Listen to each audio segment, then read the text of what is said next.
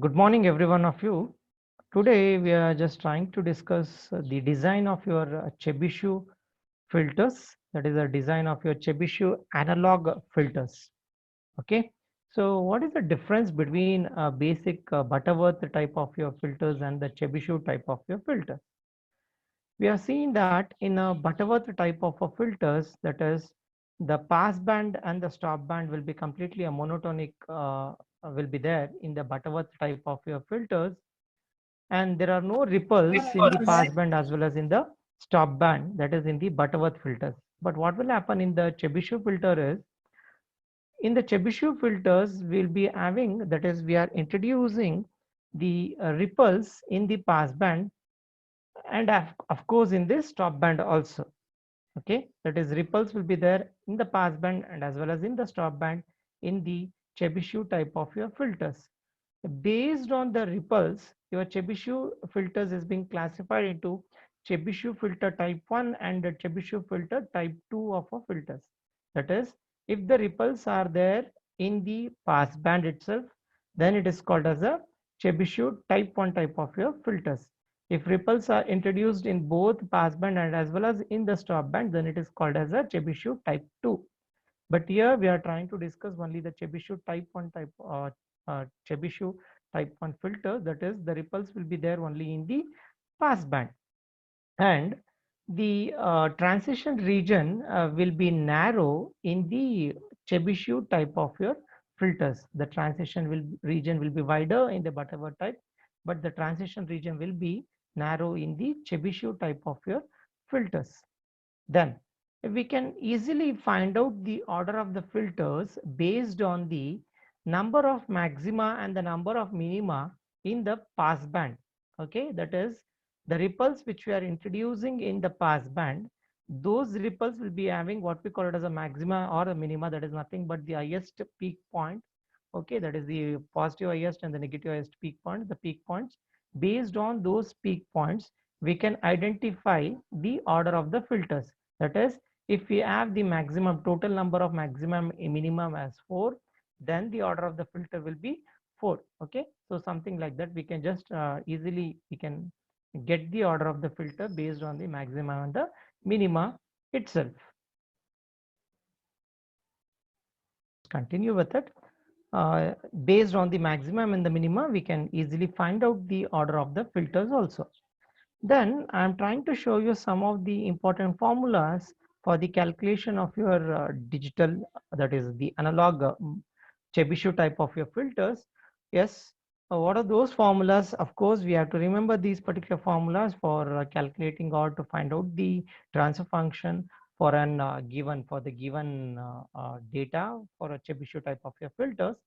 That is Kp is equal to 20 log of 1 over 1 plus epsilon square, and dou of p is equal to 1 minus 1 over 1 plus the square root of 1 plus epsilon square, where dou of p is nothing but the tolerance of the magnitude response in the pass band.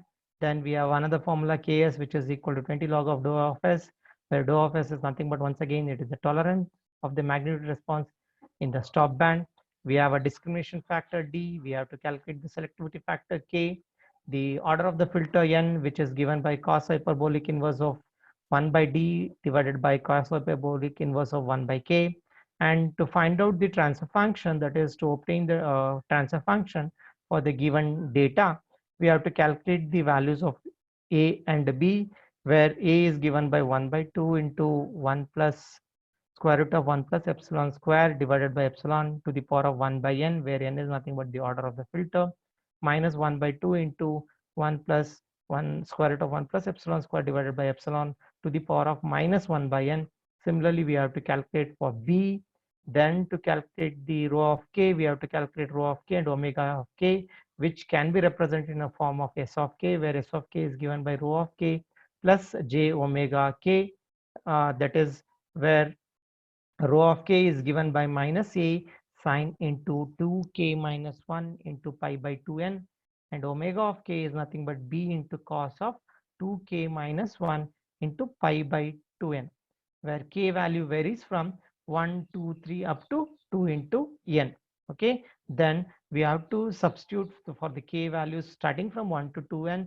Then we have to find out your S of k, which is nothing but the rho of k plus j omega of k. Once we get this, then we have to find out the remaining parameter, that is a transfer function. The transfer function has been written in the form of hn of s is equal to kn divided by the poles which are lying in the left half of the plane itself. To identify the poles which are lying in the left half of the plane, that is, once we calculate the value of your s of k, the values, the negative values, that is rho of k, whichever we are getting negative, those values will be considering. So with the values which have been positive will not be considered. So the poles which are lying in the left half of the plane, that is k divided by s minus sk, that is sk value what we have got earlier for substituting from k is equal to 1 to 2, 3 up to 2 into n. In that, my transfer function, that is k of n, finally can be represented in the form of b naught divided by square root of 1 plus epsilon square if my n is equal to even. If my n is equal to odd, which is nothing but the b naught itself. That b naught is nothing but the what is the value, the constant value which we people will be obtaining once we try to substitute my s minus sk in that s minus sk, the transfer function that is in the denominator. The constant value what we get is nothing but my b naught. Okay, so we will just try to see, take one example for to design your analog filter, that is a Chebyshev filter. Then we can continue with the calculation. Yes, we can see here. I've just taken one of a simple example here, which has been taken from the Ganesh Rao textbook itself, which is one of the book for your DSP, digital signal processing. Here, design a Chebyshev filter to meet the following specifications. That is, with a passband ripple of less than 2 dB, a passband edge of 1 radians per second, stop band attenuation which is greater than 20 dB, stop band edge which is of 1.3 radians per second. In this, I've just written the magnitude frequency response of the low pass Chebyshev type of your filter. In the magnitude frequency response, we can see there are ripples which has been added in the pass band. So the ripples has been added based on the maxima, or what we can call it as the order of the filter. But here we don't know exactly the order of filter. We are not yet calculated. So we can approximately write the maxima and the minima in my curve, that is the ripples in my passband. So looking into the given data, Kp is been given, Kp which is from the given data, it is 2 dB, that is nothing but minus 2 dB. Ks is minus 20 dB. Yes, omega p, which has been given in radians per second, that is 1 radians per second. Passband edge frequency, that is omega s, which is the stop band edge frequency, which is given in radians, that is of course 1.3 radians per second. So from the given data, we have to try to calculate, or we have to try to obtain the transfer function for an analog filter. So what is the first thing we have to calculate? The first thing we have to calculate is your Kp. That is from the given data, we have to calculate your epsilon. But we know what is our Kp. Kp is equal to minus 2 dB. Using this simple formula, Kp is given by 20 log of 1 over square root of 1 plus epsilon square. We can calculate my epsilon value. Using your calculators, we can calculate your epsilon. I have just shown you the steps for calculating the value of epsilon. So the substituting the values of Kp, Kp is equal to the passband edge, which is that is given as what Kp, that is a passband ripple minus 2 dB, so which has been considered here. Substituting here in this particular formula, which will become minus 2 into 20 log of 1 over 1 plus epsilon square. After calculation, we will get the epsilon value as yes 0.7647. Okay, the calculation part has been shown here, which you can use your calculator and you can just calculate the value of your epsilon. Okay, once I get the value of epsilon, then I have to calculate dou of p. Dou of p can be calculated with this simple formula 1 minus 1 over square root of 1 plus epsilon square. That after substituting, you'll be getting 0.20567. Then we have to calculate your Ks. Ks has been given, that is dou of S. We have to calculate by knowing the value of ks. Yes, k is been known, is been given. So substituting the value as 20 minus 20, which is equal to 20 log of dou of s, I'll be getting the value of dou of s as 0.1. Okay, then it will be easy for me to calculate the discrimination factor d. Discrimination factor d is been calculated with this particular formula, square root of 1 minus dou of p entire thing to the power of minus 2 minus 1 divided by dou of s to the power of minus 2 minus 1. From this, we can calculate the discrimination factor. Discrimination factor is 0.079. Please try to take all the decimal values, because if there is a if you miss your decimal values, there is a problem with the value of n. Okay, we know that we have to get the order of the filter exactly the same, because what will happen if you are trying to leave your decimal values, instead of getting as 4.1, if we get the answer as 3.9, we'll be considering the next higher order, that is the larger number, that is as we will be considering as 4. But exactly if you are supposed to get the final answer as 4.1, then it should be the order of the filter should be 5. So make sure that you take all the decimal values. Okay, then the selectivity factor is k is equal to dou of p by dou of s. From this, we'll be getting the selectivity factor of k value, that is 0.769. From this, we can find the order of the filter. Order of the filter n is been calculated by your cos hyperbolic inverse of 1 by d divided by cos hyperbolic inverse of 1 by k. Substituting it, my order of the filter is 4.3. We know that we have to round up to the next larger value. My next larger value is 5. So my order of the filter n will be equal to 5. Yes, n is equal to 5. Once we get the n is equal to 5, then we have to find the transfer function. To find the transfer function of the fifth order normalized low pass Chebyshev one type of your filter, that is we have a simple formula, that is a and b we have to calculate. To calculate a, this is the formula what I'm trying to use, that is 1 by 2 into 1 plus 1 square root of 1 plus epsilon square divided by epsilon to the power of 1 by n minus 1 by 2 into 1 plus square root of 1 plus epsilon square divided by epsilon to the power of minus 1 by n. From this, I'm getting the value of a is equal to 0.2183. Similarly, please try to calculate the value of b. So b will be 1 by 2 into the same formula, that is as we have calculated for your a, only the changes with your sign here, instead of minus here it will become plus in my b. So my b value will be 1.0235. Once we get the values of a and b, then we can calculate our s of k. S of k is being calculated using rho of k plus j of omega k. First we have to calculate rho of k. Rho of k is nothing but minus a sine 2k minus 1 into pi by 2n, where my n is the order of the filter, which is 5 here. And the value of k varies from 1 to up to 2 of n. Here 2 of n is nothing but 2 into 5, 10. So k value varies from 1 to 10.